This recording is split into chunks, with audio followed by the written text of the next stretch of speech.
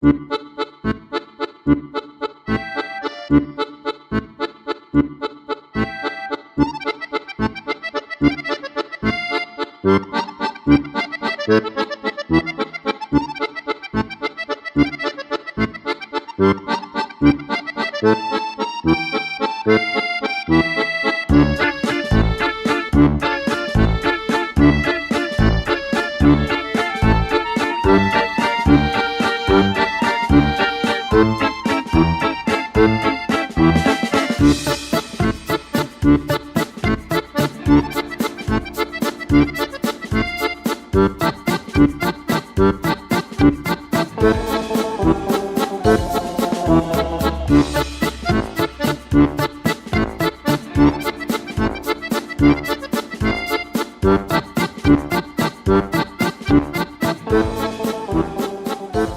was interesting today to hear Håkon of Norway speech. It was celebrating the 100 years anniversary in Norway of women voting. And to me it was interesting, one of the things he said about how unthinkable it was to reverse some of the achievements for human dignity. However, also yesterday we witnessed one of the biggest demonstrations against the gay marriage. So I'm really wondering, is it unthinkable to reverse human rights? Are new generations aware how difficult it was to achieve individual freedom? Professor De Anca, your point is really good.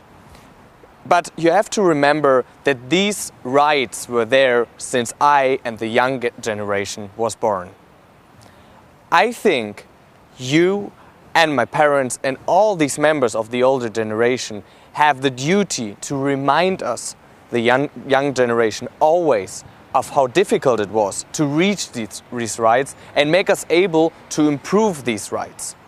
Having said all this, I think that these points, gay marriage, women are able to vote, is a really locally different point. Because in France, we're at the moment fighting for gay marriage to legalize.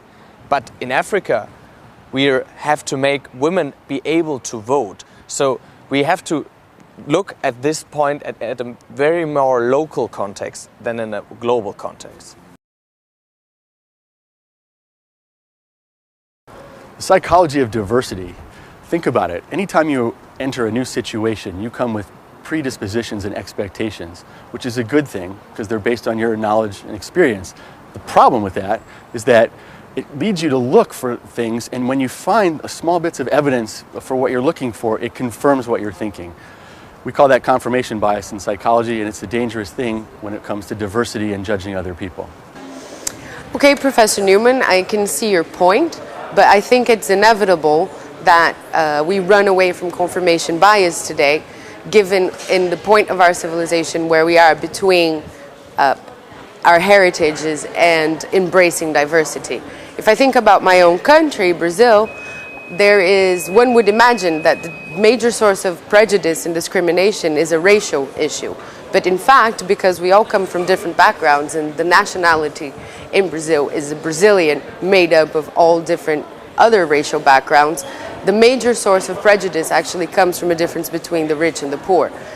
This is a structural problem that dates back to the beginning of the history in the country, and I think that people have not been given enough opportunities to develop themselves and grow. So if the country continues to grow and we manage to give equal opportunities to people, maybe that's a gap that we can bridge between the rich and the poor, and maybe run away a little bit from the prejudicial issues that we have today.